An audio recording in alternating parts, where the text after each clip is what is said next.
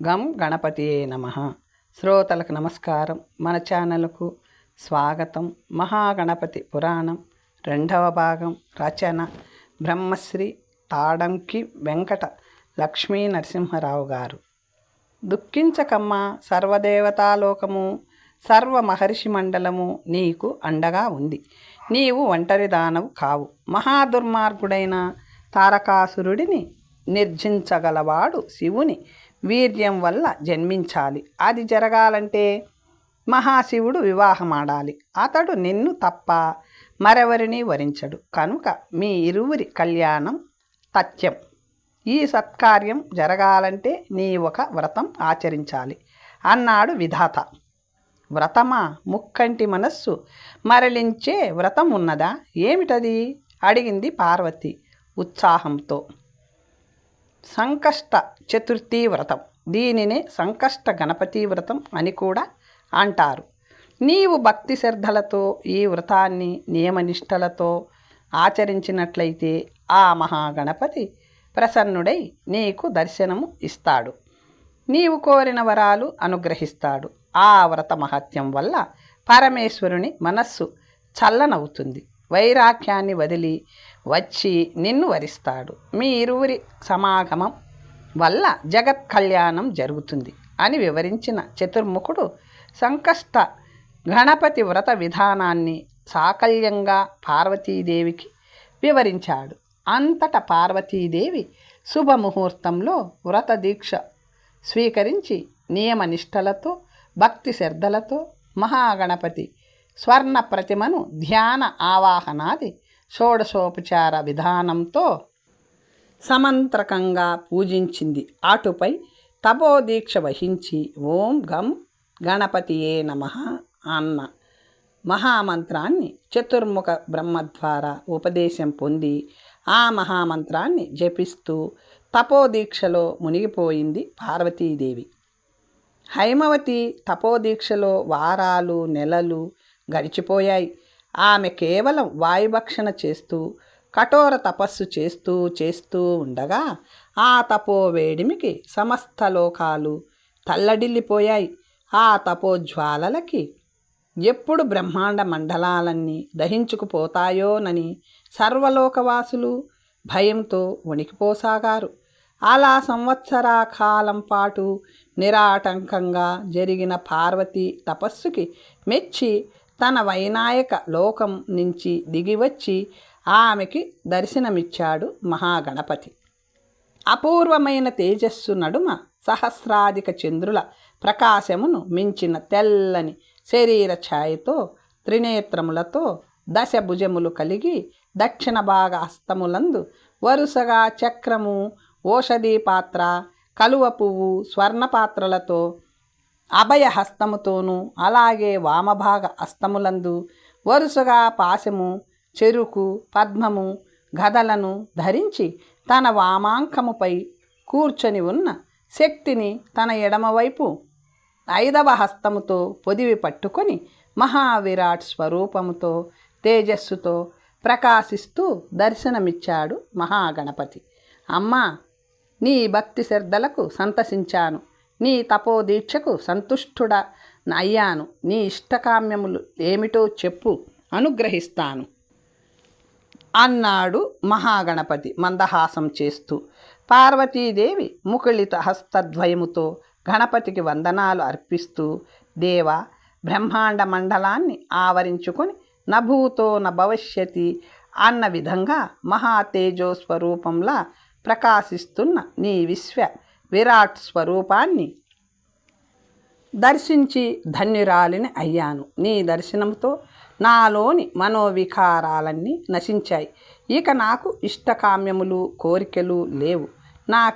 నాకీ జన్మ నుంచి విముక్తి కలిగించు, మోక్షాన్ని ప్రసాదించు అని ప్రార్థించింది భక్తి పారవస్యముతో.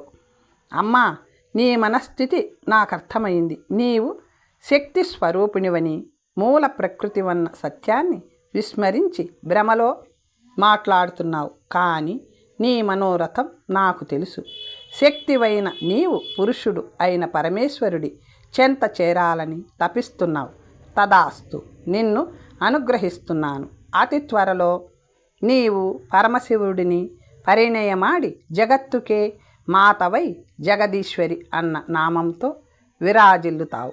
శుభం భూయాత్ అంటూ వరాలు అనుగ్రహించి అంతర్ధానమయ్యాడు మహాగణపతి.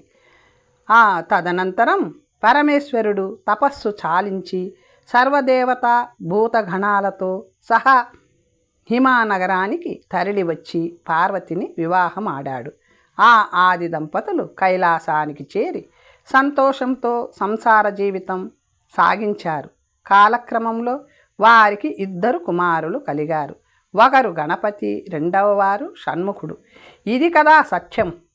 ఇలా జరిగిన దానిని తన శివపురాణంలో రచించాడు వ్యాసుడు. ఇదే ఆ విషయమే ఇప్పుడు అతనిలో సందేహాన్ని కలిగించింది.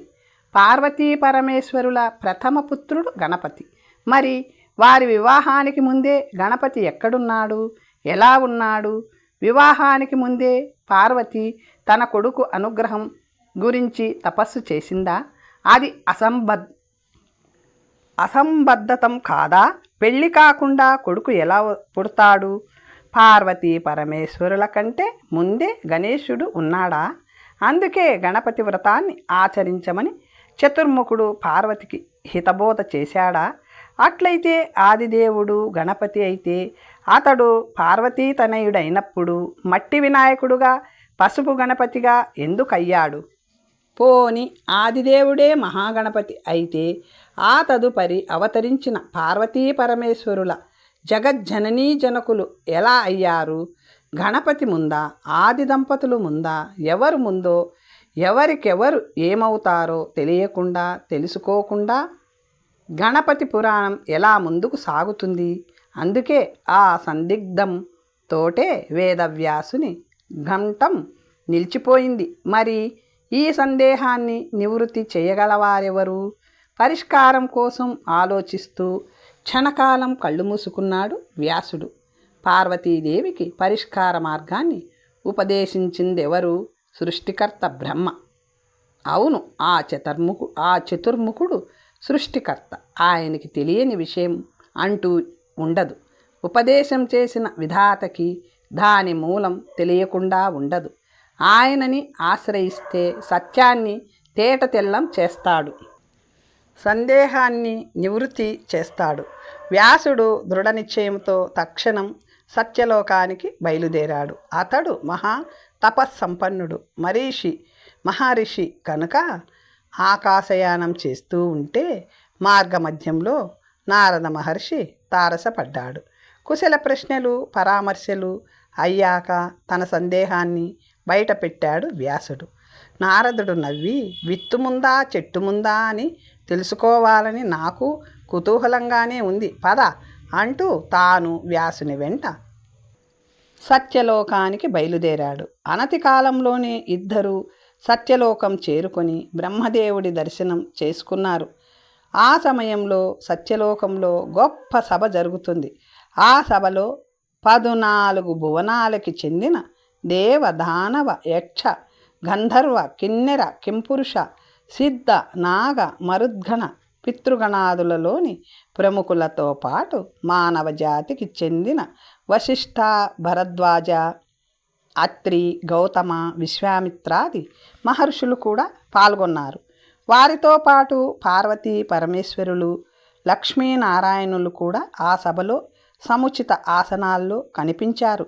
వారందరినీ ఒకే సభలో ఒకే సమయంలో దర్శించగలిగినందుకు ఆనందిస్తూ తానున్న చోటు నుంచే ఒక్కొక్కరికి నమస్కరిస్తున్న వ్యాసుని దృష్టి ఒకచోట చప్పున ఆగిపోయింది.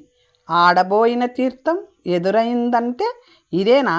వ్యాసుడు తన కళ్ళని తానే నమ్మలేకపోతున్నాడు. ఆ సభలో మహాగణపతి కూడా కనిపించాడు.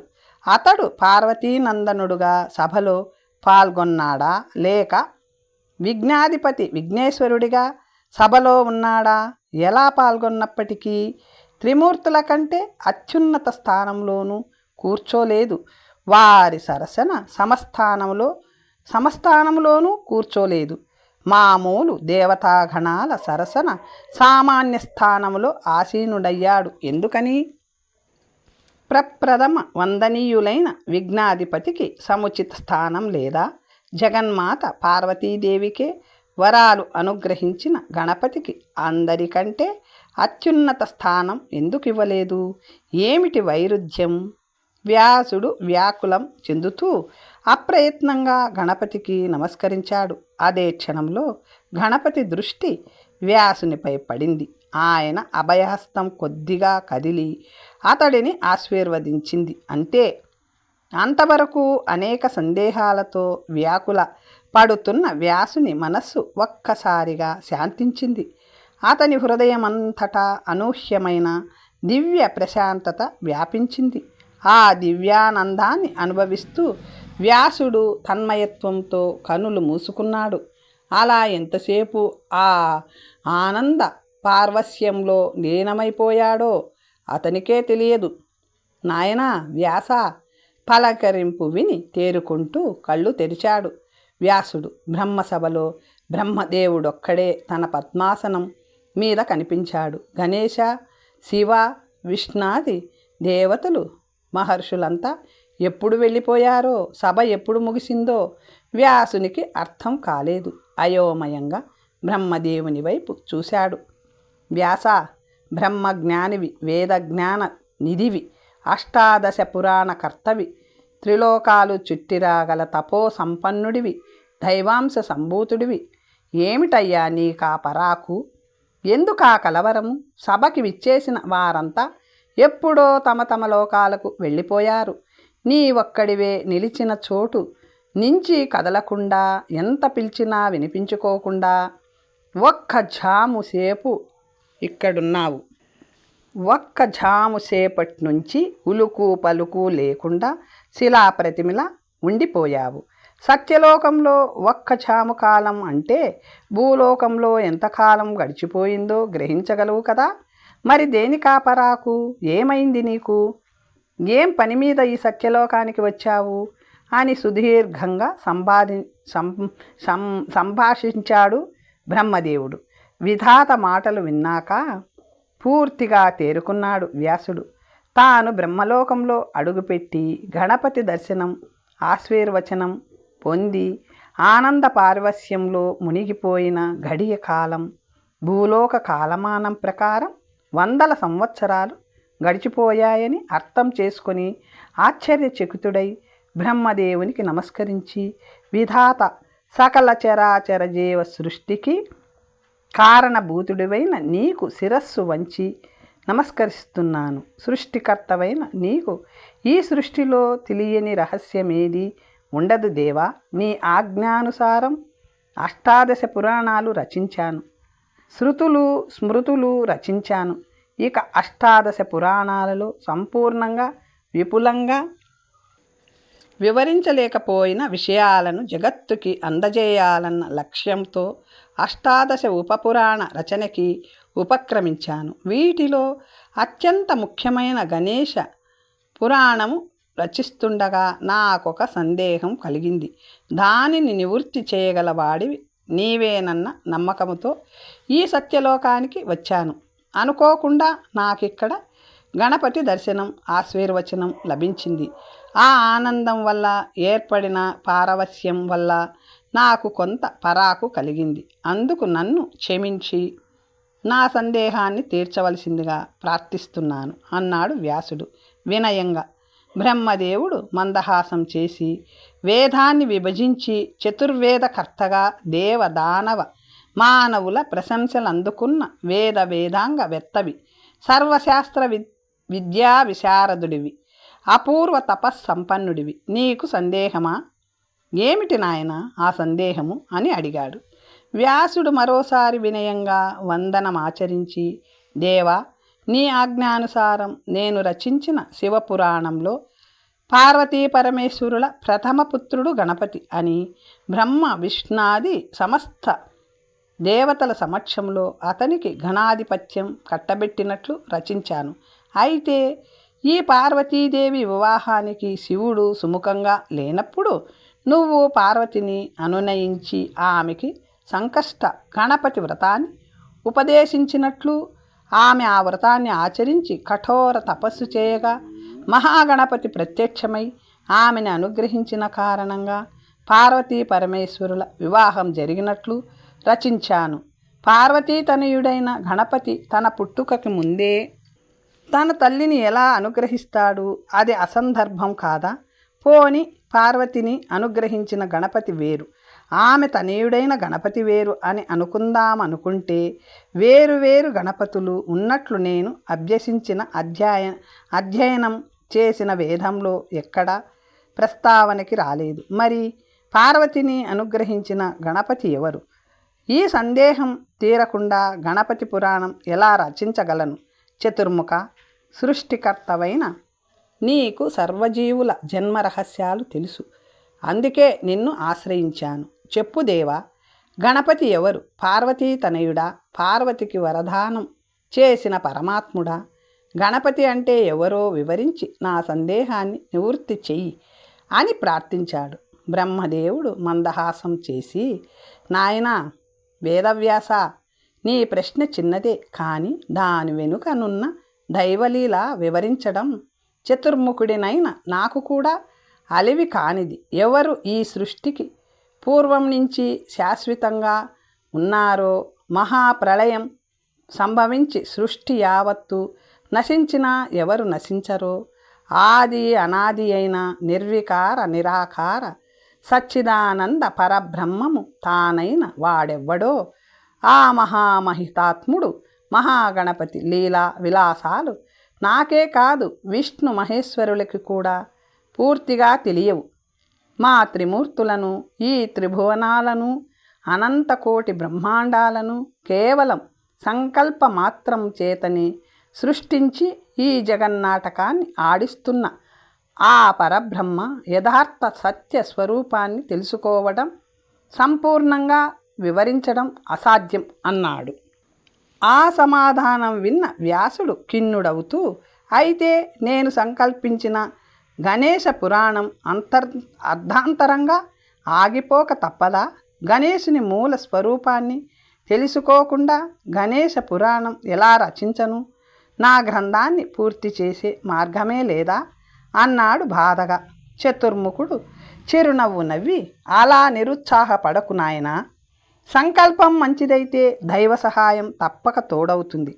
గణేశ పురాణం రచించాలన్న సంకల్పం నీదైనా, నీలో ఆ స్ఫూర్తిని కోరికని కలిగించినవాడు ఆ గణపతే. తన పురాణ గాథ రచనకి నిన్ను ప్రేరేపించిన ఆ విఘ్నేశుడు నీకు తప్పక మార్గం చూపిస్తాడు.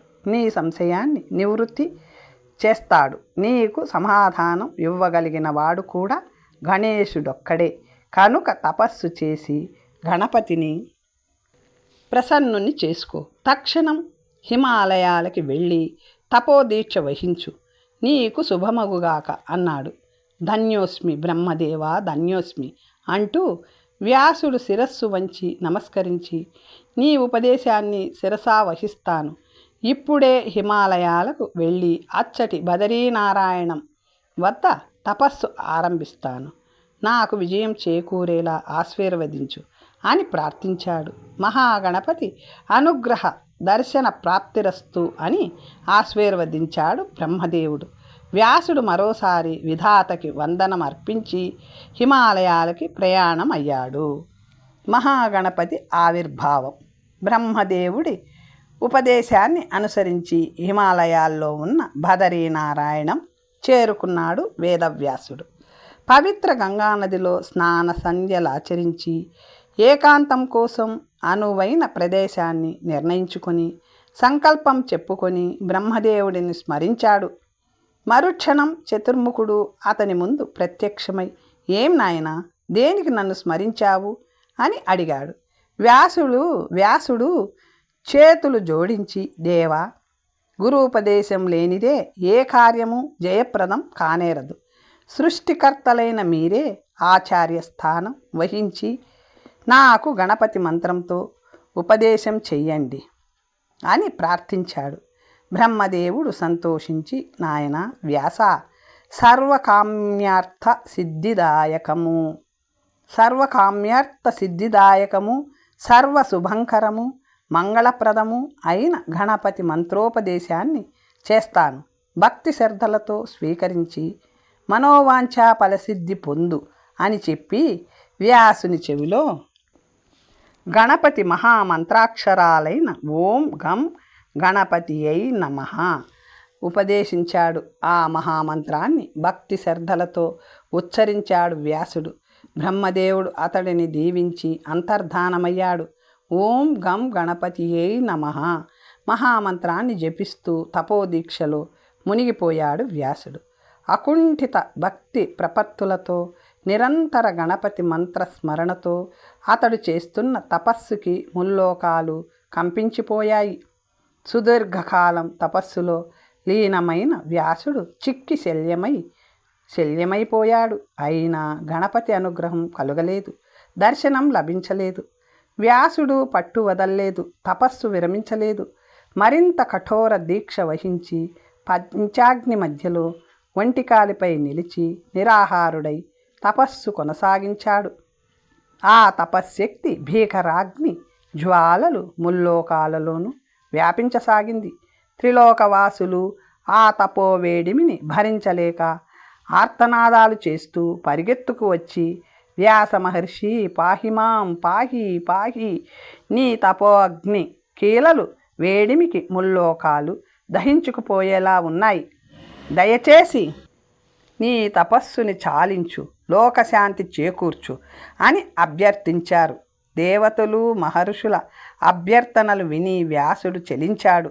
తక్షణం అర్ధాంతరంగా తపస్సు ముగించి అంతరిక్షంలో గుంపులుగా నిలిచి ఉన్న మహర్షులు దేవతా బృందాలకు చేతులు జోడించి నమస్కరించాడు. అతడు తపస్సు చాలించగానే ముల్లోకాల్లో వ్యాపిస్తున్న తపోగ్ని జ్వాల తగ్గుముఖం పట్టసాగింది.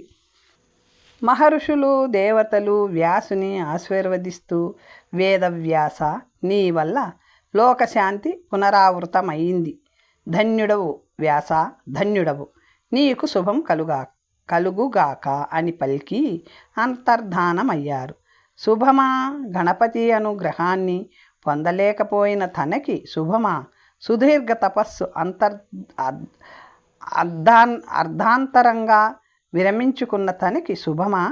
ఏం సాధించాడని? వ్యాసుని నేత్రాల్లో కన్నీళ్లు చిప్పిల్లాయి. అతడు ఆవేదనతో నిరాశ నిస్పృహలతో తలదించుకుంటూ వ్యాసుడు వ్యర్థుడైనాడు. అష్టాదశ పురాణకర్త తీవ్ర పరాభవాన్ని చవిచూశాడు. వేదాలని విభజించి విశ్వకీర్తిని ఆర్జించిన ఈ ప్రగతి కాముడు పరాశర మహర్షి పుత్రుడు మహాగణపతి అనుగ్రహాన్ని పొందలేక నిరర్థకుడైనాడు. ఈట్టి వ్యర్థజీవికి ఇకపై జీవించే అర్హత లేదు. పరాభవాగ్ని దగ్ధమైన ఈ శరీరాన్ని అగ్నికి ఆహుతి చేయడమే సముచితం అనుకుంటూ తన చుట్టూ పేర్చబడి ఉన్న పంచాగ్నులను చూస్తూ అగ్నిదేవ, హేయమైన నా ఈ దేహాన్ని దహించి దగ్ధం చెయ్యి, మహాగణపతి కటాక్షాన్ని పొందలేకపోయిన ఈ జీవోత్సవాన్ని కాల్చి భస్మం చెయ్యి అని ప్రార్థించాడు దుఃఖోద్రేకముతో. వ్యాసుని అభ్యర్థన పూర్తి కాగానే అతని చుట్టూ ఉన్న పంచాగ్నులు ఒక్కసారిగా ఉవ్వెత్తున ఎగసిపడుతూ అతని చుట్టూ వ్యాపించాయి.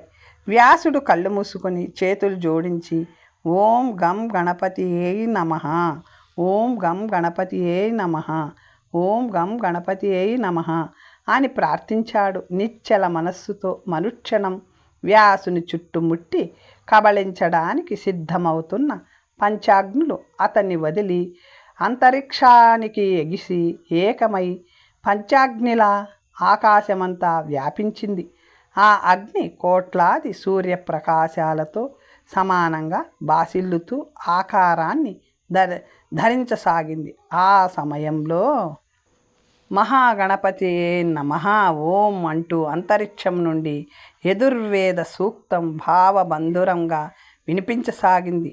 వ్యాసుడు చప్పునే తేరుకొని కళ్ళు తెరిచి ఆకాశం వైపు చూశాడు. అగ్నిలో రూపుదిద్దుకుంటున్న గణపతి ఆకారాన్ని దర్శిస్తూ తనకి వినిపిస్తున్న యజుర్వేద సూక్తాన్ని వింటూ ఆ సూక్తానికి అర్థాన్ని చెప్పుకుంటూ సమస్త దేవతాగణాలకు అధిపతి అయిన ఓ గణపతి, నీవు పండిత శ్రేష్ఠులలో అగ్రగణ్యుడవు.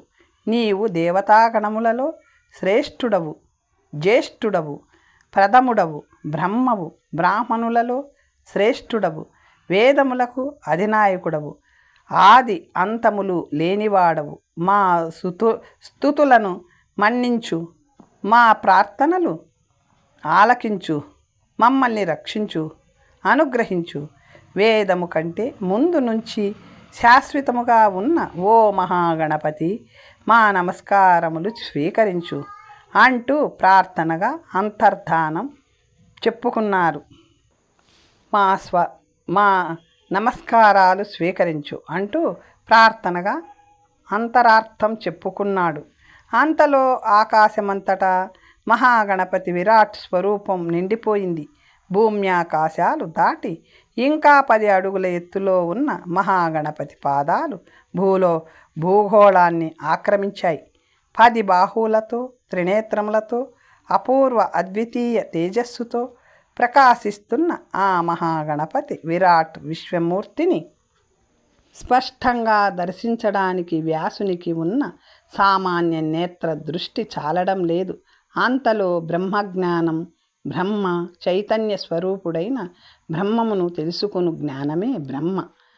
అహం బ్రహ్మోస్మి, అహం బ్రహ్మము, ఆ బ్రహ్మమును నేనే. తత్వమసి, తాను అన్వేషించుచున్న బ్రహ్మము తానే. ఆయామాత్మ బ్రహ్మ, ఆ ప్రత్యేగాత్మయే పరమాత్మ అన్న ఋగ్వేద, యజుర్వేద, సామవేద, అథర్వణ వేదములందలి సూక్తములు ఆ విరాట్ స్వరూపుని గళం నుండి ప్రతిధ్వనించాయి. ఆ సూక్తములు వ్యాసునికి కొత్త కాదు. ఎందుకంటే చతుర్వేదములను విభాగించి రచించినది అతడే. ఇప్పుడు ఆ సూక్తములు ఆ విరాట్ పురుషుడి గళము నుండి వెలువడేసరికి అతనికి ఋగ్వేదంలో తాను రచించిన ఓం ఇంద్రం మిత్రం వరుణమగ్ని గుర్తుకొచ్చింది. ఆ సూక్తమునకు అర్థం ఏమిటంటే, దేవుడొక్కడే. విద్వాంసులు అతడిని ఇంద్రుడు, మిత్రుడు, వరుణ, అగ్ని తదితర నామాలతో స్తుతిస్తున్నారు. అందరికంటే అధికుడు బ్రహ్మము ఇతడే. రుద్రుడు, శివుడు, విష్ణువు, నారాయణుడు, సూర్యుడు తదితర నామాలతో విలసిల్లుతున్నాడు. ఈ బ్రహ్మమును బాహ్యేంద్రియములతో దర్శించుట అసాధ్యం. ఈ సమస్త సృష్టిలోని అణువణువులోనూ ఈ పరమాత్మ నిండి ఉన్నది. ఈ సమస్త బ్రహ్మాండానికి ఆధారభూతుడైన భగవంతుడు ఒక్కడే. ఆ ఒక్కడు ఇతడే. అతడు నియంత, అనంత శక్తి సంపన్నుడు, వేదములను సృష్టించినవాడు, వేదనాయకుడు అయిన ఈ పరమాత్ముడొక్కడే శాశ్వతుడు, నిత్యుడు, సర్వసమర్థుడు. నిత్యుడు, శాశ్వతుడైన పరమాత్మ ఆ భగవంతుడు, ఆ పరబ్రహ్మ, ఆ వేదనాయకుడు మహాగణపతి విశ్వవిరాట్ స్వరూప దర్శనంతో తనని అనుగ్రహించాడని గ్రహించగానే వేదవ్యాసుడి నేత్రాల్లో నుంచి ఆనంద బాష్పాలు జలజల రాలుతూ అతని బుగ్గల మీదుగా ధారలు కట్టాయి. దేవా, దేవాదిదేవా, ఆదిపురుష, గణేశ అని అనితర సాధ్యమైన నీ విశ్వ విరాట్ స్వరూప దివ్య దర్శనాన్నిచ్చి నన్ను ధన్యుని చేశావు. కృతజ్ఞుడను తండ్రి. ఓం గం గణపతియే నమః అంటూ భక్తి పారవస్యంతో సాష్టాంగ నమస్కారం చేసి, పాహిమాం మహాగణపతి, పాహిమాం, పాహిమాం, పాహి అని ప్రార్థించి అనేక విధాల గణపతిని స్తుతించాడు వ్యాసుడు. ఆ స్తోత్రములకు సంతసించిన గణపతి తన తొండాన్ని ఎత్తి వ్యాసుని శిరస్సుని స్పర్శించి ఆశీర్వదిస్తూ, నాయన వ్యాస, మిగలా పండితే కానీ చెట్టుకున్న పండు రాలి క్రింద పడదు. అట్లే విరక్తితో హృదయాన్ని భక్తితో మదిస్తే గాని భగవద్ దర్శనం లభించదు. అష్టాదశ పురాణకర్తవన్న అహంకారంతో నువ్వు తపస్సు చేసినంతకాలం నీకు నా దర్శనం కాలేదు. ముల్లోకాలను చెలింపచేసిన నీ తపస్సు వల్ల ఫలితం లేదని గ్రహించి నీవు ఎప్పుడైతే విరక్తితో నీ దేహాన్ని అగ్ని దగ్ధం చేయడానికి ప్రయత్నించావో ఆ క్షణం నీ భక్తి ఫలం పండింది, నా దర్శనం లభించింది. భక్తి ఫలించడానికి సంవత్సరాలు యుగాలు అవసరం లేదు. నిష్కల్మష హృదయంతో నిర్మల భక్తి పుట్టడానికి ఒక్క క్షణం చాలు. తన దేహం, మనస్సు, ఆత్మ తనది కాదని, అది భగవద్దార్పితమని ఎవరు మనసా వాచా కర్మణ భావిస్తారో వారి పట్ల భగవంతుడు ప్రసన్నుడై ఉంటాడు.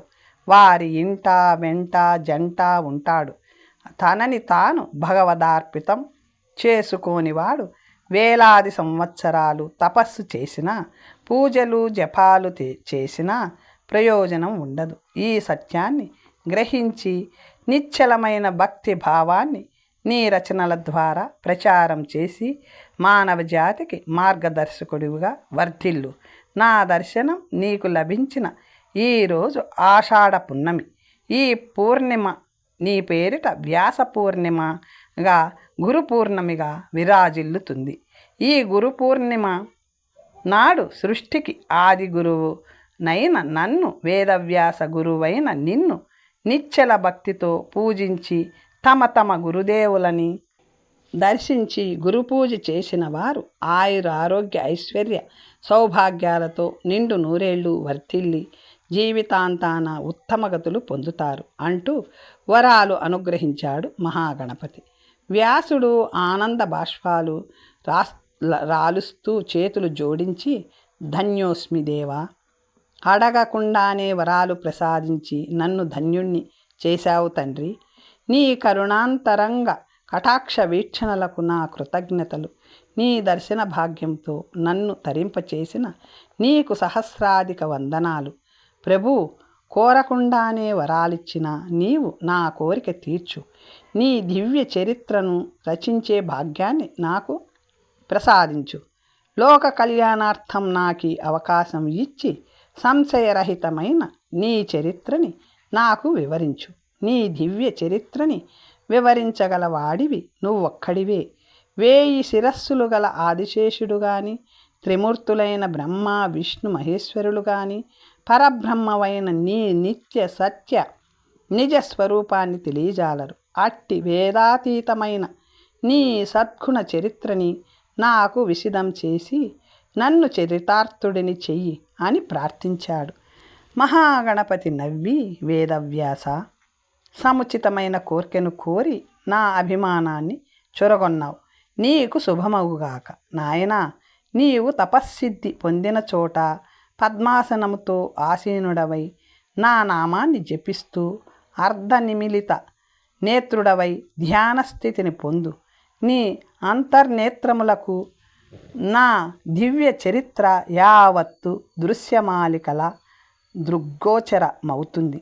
దానిని మననం చేసుకొని తదుపరి నీ రచన సాగించు అని చెప్పాడు. వ్యాసుడు మరోమారు మహాగణపతికి నమస్కరించి అంతకుముందు తాను తపస్సు చేసిన ప్రదేశంలో పద్మాసనం వేసుకొని ఆసీనుడై అర్ధనిమిలిత నేత్రుడై నిశ్చల భక్తితో మహాగణపతి నామాన్ని జపించసాగాడు. కొద్ది క్షణాల తరువాత అతని జ్ఞాననేత్రాలు తెరుచుకున్నాయి. అంతర్చక్షువుల ముందు మహాగణపతి చరిత్ర దృశ్యమాలికల గోచరించసాగింది. తర్వాత కథ వచ్చే భాగంలో తెలుసుకుందాం. నమస్తే.